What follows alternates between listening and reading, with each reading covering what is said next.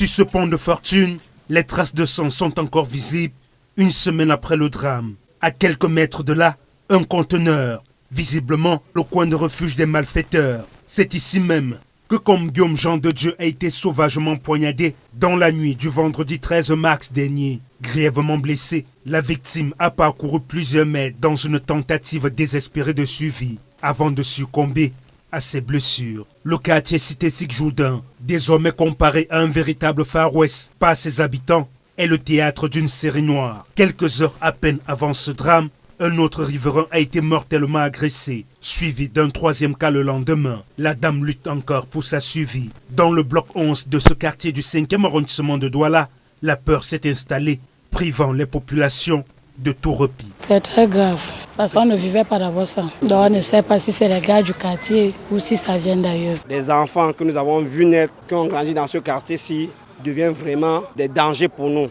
Une fois le soleil au zénith, entrer ou sortir du quartier est un risque que courent les populations, explique-t-elle. Maintenant, là, chacun entre chez lui avant 18h. Tu entres quand il fait encore jour. Même à la maison, même, tu restes avec la porte fermée. À plus de 21h, si tu es dehors, tu restes dehors.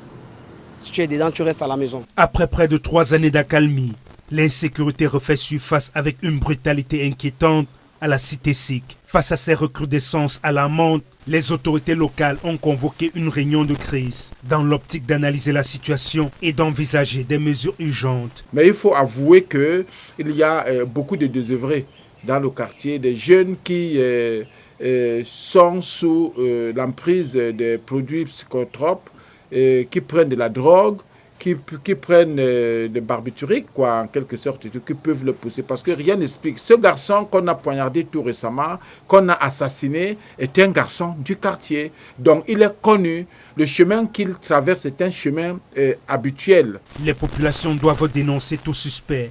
Là aussi, ce sont les parents qui sont interpellés au premier chef. Faites en sorte que les enfants puissent être interrogés à chaque fois qu'ils sont impliqués dans des crimes ou dans des actes de banditisme. Il ne faut pas que les gendarmes ou la police se retrouvent seuls sur le terrain et de fois même avoir des parents ou la population qui protègent l'évolution d'une enquête. Les forces de sécurité entendent faire toute la lumière sur ces agressions. La brigade de recherche de Nord-Pati 2 est à pied d'œuvre pour élucider ces crimes. 4 suspects, tous résidents du quartier et âgés d'une vingtaine d'années, dont certains encore élèves, sont actuellement dans le viseur des enquêteurs. Le commandant Jean-Héritier Fang indique par ailleurs que les domiciles des individus en fuite ont été identifiés. L'une des victimes, Jean de Dieu, âgé de 37 ans, exerçait comme infirmier à l'hôpital à Quintini. Il laisse derrière lui une épouse et 2 enfants.